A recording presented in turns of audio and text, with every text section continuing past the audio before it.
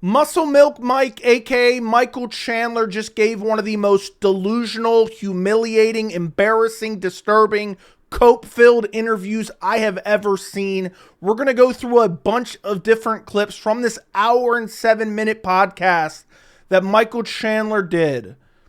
But just to sum it up, he's mentally broken over losing the Conor McGregor fight. He showed that. He's making excuses, talking about injuries. He damn near called Charles Oliveira boring in this interview. He said Charles Oliveira did no damage. He implied that the 5th round ground and pound shots where he brutalized the back of Charles Oliveira's head, he implied that those were legal. He damn near complained about the stoppage that Keith Peterson didn't jump in. And to top it all off, you guys aren't going to believe this, what I'm about to say. He was groveling and begging for the Conor McGregor fight still, and talking about how he's going to wait around for Conor McGregor. I'm not kidding at all. We got a lot to check out. Let's jump right into it. Before we get into it, it's an hour and 7 minutes. I watched the entire thing. It was very, very painful, but it's done now. I got the timestamps that I need now. I will link the full podcast down in the description. I encourage you guys to go check it out. But before we play this first clip that shows that Chandler was literally mentally broken by Conor McGregor, like I told you guys, for 2 years, do me a favor, like the video, make sure you are subscribed to the channel. I would greatly appreciate it. All right, first clip we're going to get into. He's like talking about, he had just got finished talking about how he went out in the arena before his fight and was like sniffing the air and he was so happy to be back. And he also discusses how, man, I was just so happy that Charles showed up because he is mentally broken that Conor left him at the altar at UFC 303 and a million other dates. Let's listen to this. No, me and Charles are very respectful, man. And there's no doubt about it. Like both you guys just were the ultimate. It's a big hug, you know, God bless you type of thing. Like, dude, I'm just happy you're here. I mean, that's one thing too. Like when you talk about, I mean, look at Chris Weidman. Chris Weidman woke up on November 16th thinking he was going to fight, probably to a phone call saying, hey. By the way, I'm happy that happened to Chris Weidman. He eye poked the hell out of Bruno Silva. But this dude's mentally broken. He was terrified. He'd been left at the altar by Conor over and over and over again against everyone's best advice. Hey, sorry, Eric Anders is injured, sick, or whatever, pulling out of the fight. I'm just happy you're here because now we both get paid. We both get to fight. We both, like, this thing is actually happening. Right. You know, so it's there's part of that where you're just like, man, thank God it's here, because up until that moment, nothing is guaranteed. Right. You know, until that cage door actually locks, like, nothing is actually guaranteed. So I told you guys, man, Conor broke this, man. I've told you guys for years. He was terrified that Charles Oliveira was going to leave him at the altar too. Luckily, he got the fight. He finally got a paycheck after sitting out for 2 years, left his wife as a single mom. But let's jump ahead. We don't need to talk about that too much. Next clip I want to show you guys. This guy literally implied that Charles Oliveira and his team were faking that he was going to pull out of the fight to play mind games with him. Yes. This is where kind of the excuses, borderline excuses start.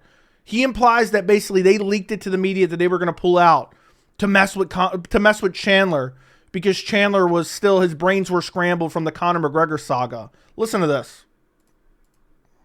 I think it was more, there was some gamesmanship, I think, happening because it's like, hey, this happened to Chandler 3 months ago, 2 weeks before the fight. Let's leak something. And it was Brazilian media, so I don't know if it was his coach saying something or what. I'm telling you, Conor is so deep in this guy's brain, that's crazy. I saw it from some fake Twitter source. But I wasn't worried about it at all. I just kept training, and I knew it wasn't me. So yeah, had to be him. But I think it was all just. And also thinking this better not fucking happen. Yeah, there had to be a piece of you that's like, you got to be fucking 100%. Because I mean, your thoughts go there. You're like, well, shoot, would I take another fight? Who would they match me up against? It's a short notice fight. So then people think, well, shoot, it's an easy fight because the guy's probably. But anyway, he was mentally broken, terrified that Charles was going to pull out. But I mean, blaming Charles for some online rumor is crazy. He doesn't need to play those games with you, Michael Chandler. You were just stressed out because Conor had scrambled your brains. Next clip. This isn't that horrible, but he basically implies. Yeah, I mean, this is, you got to hear this for yourself. Yeah, I had Oliveira right where I wanted. He acted like it was the game plan to give away the first 4 rounds to find a finish in the 5th. Listen to this. But I also don't want to force positions. When I walked into that 5th round, I thought, okay, this is right where I was supposed to be. thwart off all the attacks, let him do his grappling stuff, let him wear down, and I'm going to finish him in the 5th. I got him right where I want him. I've been dominated for 4 rounds in the striking and the grappling. Going to that 5th, I had him right where I wanted him. He basically implied that Charles Oliveira laid on him the entire fight. You'll see a couple other clips later in this video. I had the plan of being there later in the rounds to finish him in the 4th or 5th. And I knew that's right where I was, wanting to be. But so I was just okay with those positions. Yeah. So he was okay with being in those positions. He wanted Charles Oliveira on top of him. He was wishing it was Conor McGregor on top of him, but he was happy having Charles on top of him because he wanted to wear him out. I mean, this is the equivalent analysis of Dominic Cruz, Khabib Nurmagomedov, Conor McGregor. If you don't know, Khabib was on top of Conor, just laying down the most vicious ground and pound, 10-8ing him. And Cruz is like, oh, he's trying to gas him out. Conor's trying to gas him out. No. And Rogan corrected him. No, I think he's just getting beat up here. He's like, yeah, I had him in the 5th round. That was my game plan the whole time. And then he starts going off into excuses. Because here, he just starts talking, oh, I was injured in both my legs. And, one of them I think he implies was during the fight. The other was already bothering him prior to the fight. He does say the typical kind of cop-out, well, it's just part of the fight game.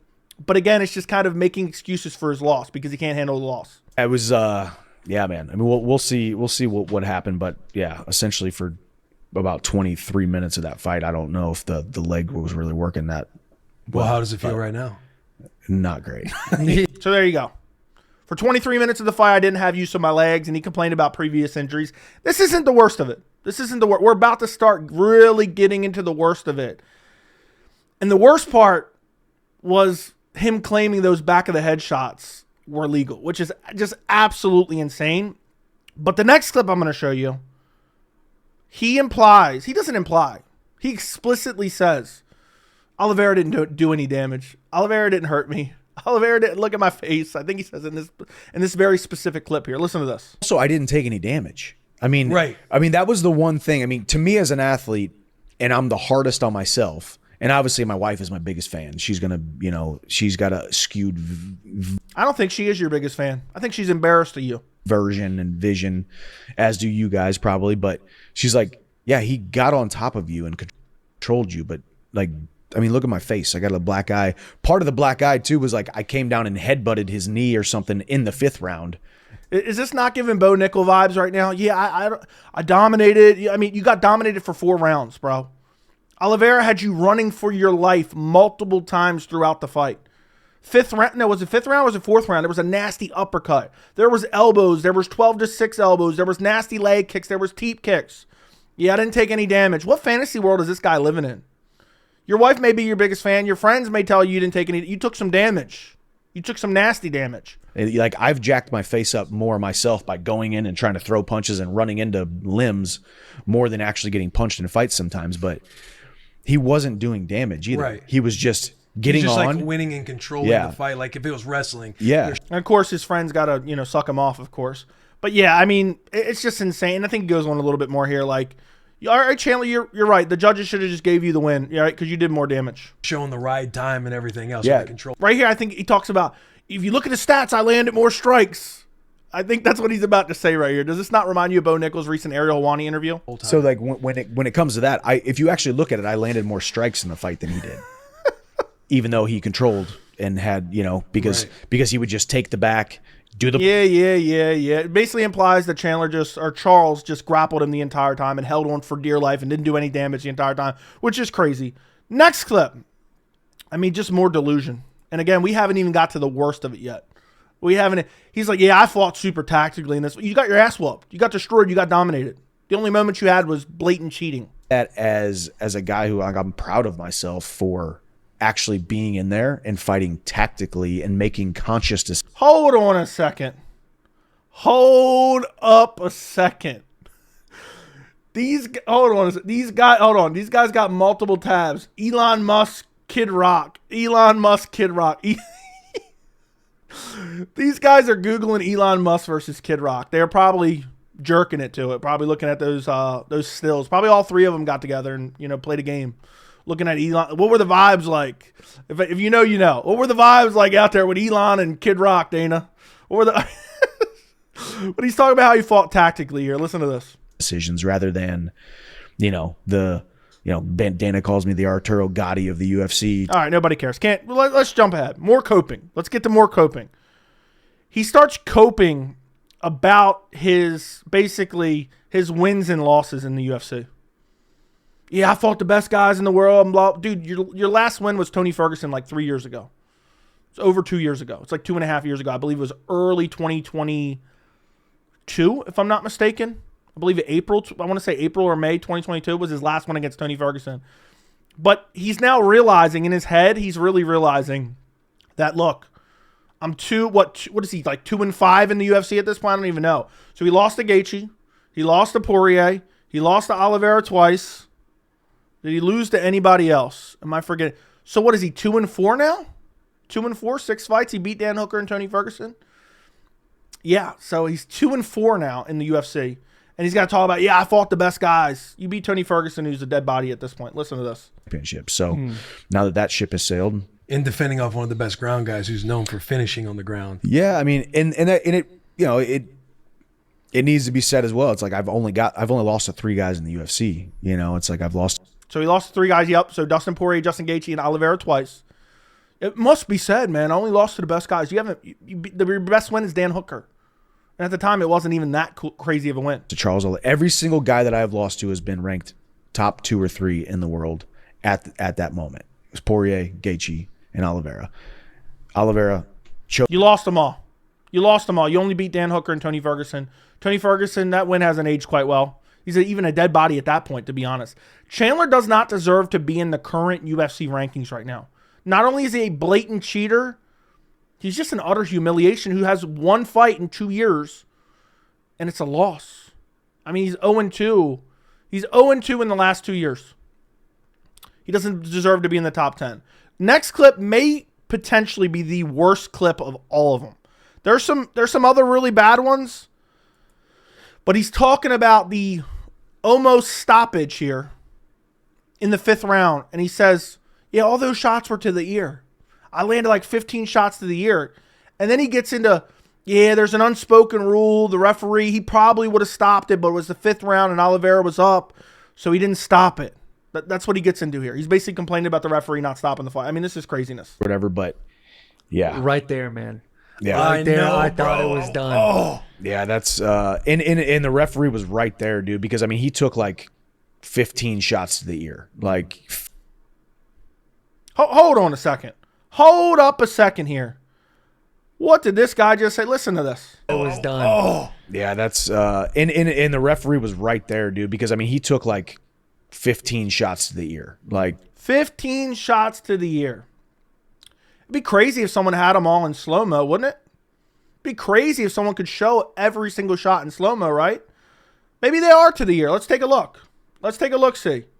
All right, here's right after the big right hand, which, by the way, might have been an eye poke. We're going to check that out in a little bit.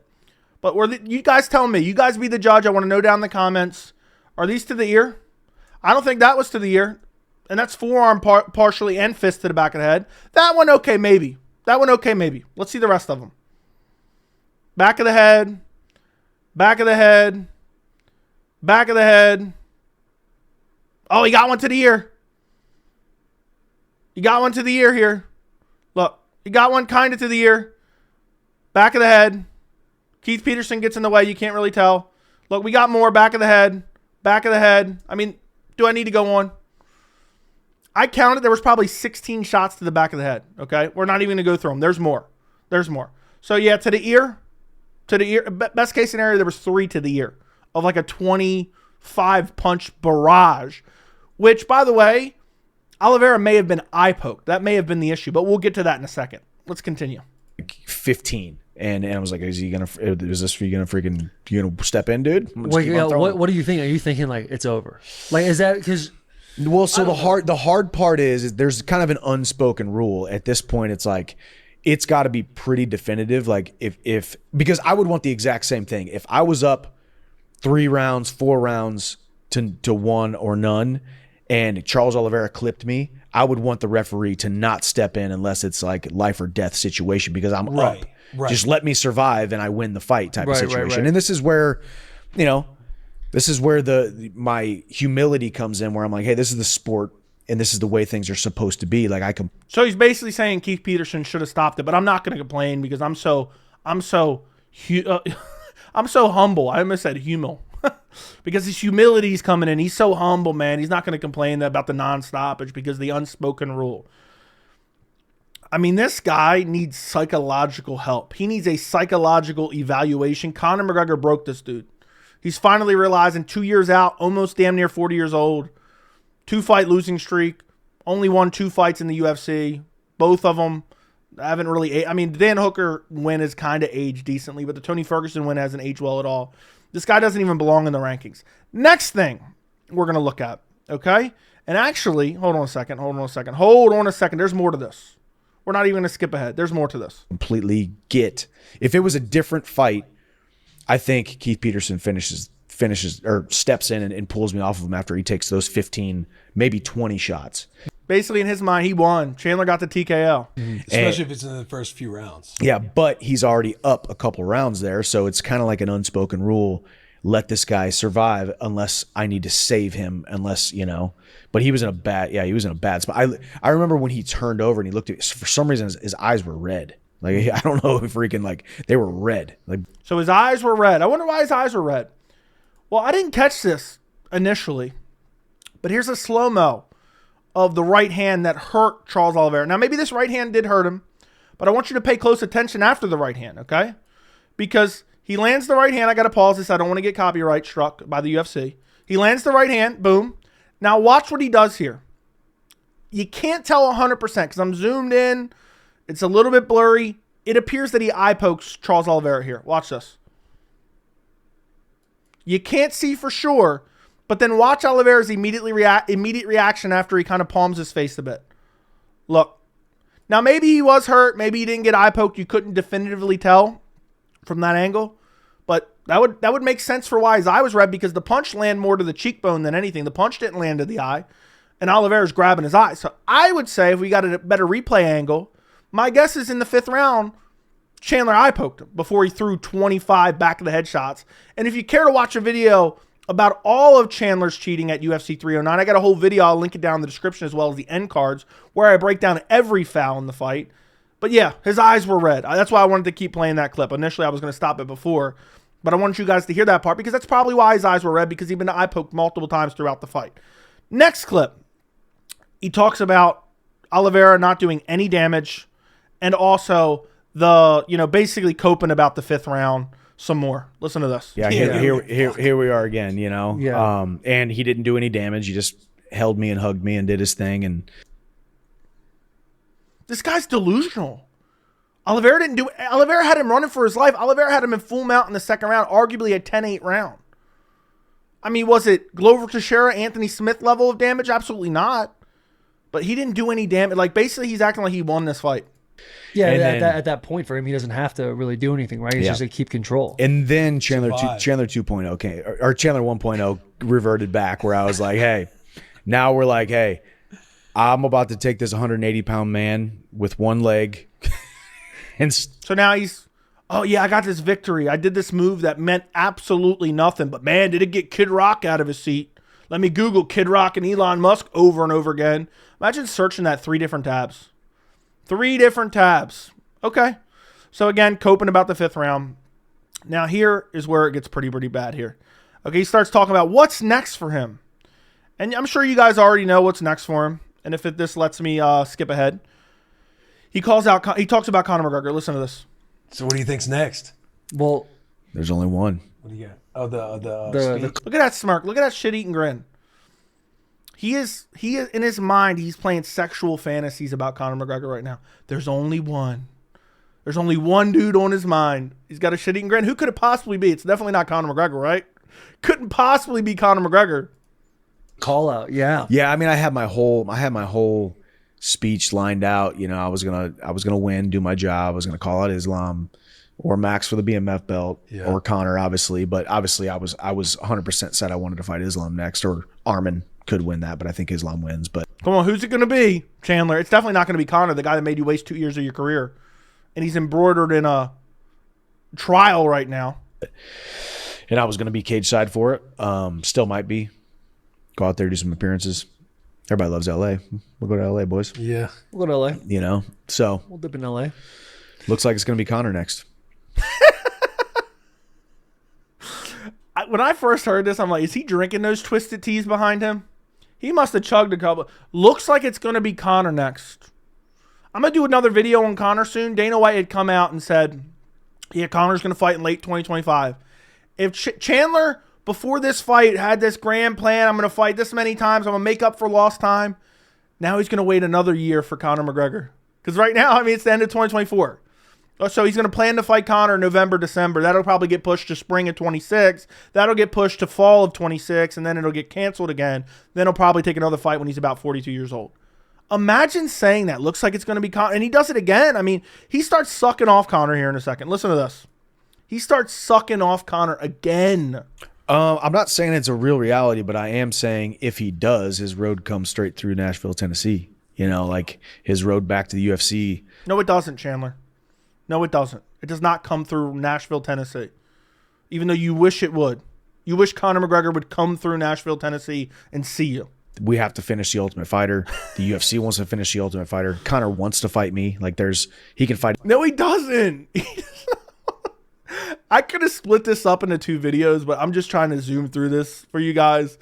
He wants to fight me. We got to finish The Ultimate Fighter. Is there anybody down in the comments? Let me know. You watched The Ultimate Fighter, whatever it was, 21, 31, I don't know. You watched Chandler McGregor Ultimate Fighter, and you're just sitting at home seething. You're like, oh, man, I need McGregor versus Chandler now after The Ultimate Fighter. I can't let it go on. Like, you're missing the finale of a show. Like, you watched, The Walking Dead or Game of Thrones, you would have been better off missing the finale. You've been better off missing the finale of Game of Thrones, one of the worst endings I've ever seen. That's basically McGregor versus Chandler.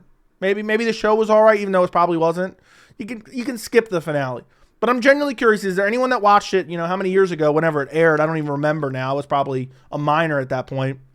And you're just dying to see the coaches fight each other now. Is there anybody out there waiting for that? I would love to know. Anybody, but he made a commitment, and I've said this numerous times. I have no problem giving my opponents props. Like, I think he's more sentimental and romantic about the sport than people give him credit for, because he has. Imagine looking at the news headlines. You see Conor McGregor suffering from allegation after allegation after allegation. He's out there raping up a storm, okay? And right now, the most damning details ever that makes Conor McGregor look guilty of some of these claims, okay? And your first thought while all this is going on, you're like, let me go on a podcast and talk about how Conor's romantic about the game. And I really want, is this guy the biggest idiot in MMA? How much CTE has he suffered from?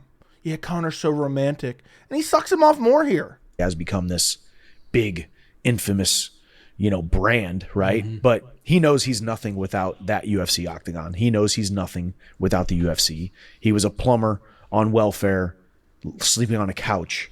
And without the UFC, he's nothing, mm-hmm. And I don't say that to take anything away from him. We all know, we need our employers or our brands or our whatever. This guy's talking nonsense, but look at him. He's hyping up Conor's inspirational story. Conor was a plumber at one point. Oh my God, he was a plumber. And now he's this mega brand. He needs the UFC. No, he doesn't. He's snorting coke on a yacht every single night. And this dude's basically begging for him to come back. He wants to fight me. And in the next clip, this may have been one of the most delusional things he said in this entire thing. He starts talking about how he's a draw, and that's what he's going to entice Conor to come back. I'm just going to let it play because there's only a few more seconds I was going to skip. But or to take us to the next level and create the life, right? So I think he wants to see through to his commitment. Quite frankly, he needs to come back. He needs something to chase, or else. Chandler, you've been chasing Conor McGregor's dick and balls for 2 years. Seriously, what's crazy to me, and people used to call me crazy for saying this a year and a half ago, 2 years ago. In his mind, Chandler's convinced himself of this. Yeah, Conor needs me, and he needs to come back and he needs to chase me and he needs me and I'm a draw. And I think that's what he's about to say. I'm a draw if he didn't already say it. Now I'm forgetting that quick. But this is how mentally broken Chandler is. He's convinced himself of this. Else he's going to keep chasing the wrong things. And if he does, there's a guy waiting, and it just so happens that I think I'm one of the top draws in the UFC. Like, people will pay good money to watch me fight, no matter what. Think about this. Chandler just tried to justify Conor coming back and fighting him because of his drawing power. I didn't think this guy could get any stupider. Conor versus a broomstick and Conor versus Chandler does the equal amount of pay-per-view buys. And yeah, man, I'm surprised he didn't say, yeah, it's time for Conor to get his house in order. Get his candy ass back here because I'm starting to feel like I got a sweet tooth. I mean, this is just insanity. Chandler's so delusional. This was a cope-filled interview. I can't believe I sat through an hour and 7 minutes. And we got one last clip for you. And this one isn't even that bad, to be quite honest. It's just slightly annoying that this is the other fights he's kind of pining for if Conor never comes back. Because luckily one of his friends over here says to him, look, if Conor says he's not coming back, who are you going to try to fight? You knew what the MRI would say. What would you guess? Holy... Can this dude... Look, I know I'm picking out random stuff. Can this dude get a lint roller on this thing? Look at this. He looks like he stuck that up a husky's ass. I just noticed this. Look how bad this is. Is anybody else seeing this? I hope this is picking up in the video well. I mean, that's crazy. Look at all the hair and dust all over that microphone. My microphone doesn't look like that. It doesn't. All right, good. I got scared for a second there. What if that's mine? But anyway, I think this guy points out, what if Conor doesn't fight, I think? Yes, it would say. I don't know. I really don't want to know. Let's play doctor, dude. Let's play doctor. Let's pretend we have PhDs. I really don't want to know. But hold on a second. I'm actually at the wrong timestamp right now. Great way to finish off a video. Fly by night. Right here. I knew it was this guy. All right, it was this guy that was talking. He rides off in the sunset. That's it. What, in your perfect world, who are you fighting next? Max Holloway for the BMF belt. You know, BMF belt. BMF belt. The BMF doesn't sit out for 2 years sucking off a leprechaun, begging for a fight, crying and whining in every interview, trying to convince yourself that it's going to happen, lying to fans. And then when you fight Charles Oliveira, you run for your life multiple times after you get dominated. Now, to be honest, I think the Conor McGregor fight is more likely to happen now than it's ever been, okay? I'm a guy who doesn't believe McGregor-Chandler ever happens, but right now, with a loss to Oliveira, I think McGregor's more likely to fight him. But he's calling for a BMF fight against Max Holloway coming off a title loss? Absolutely not.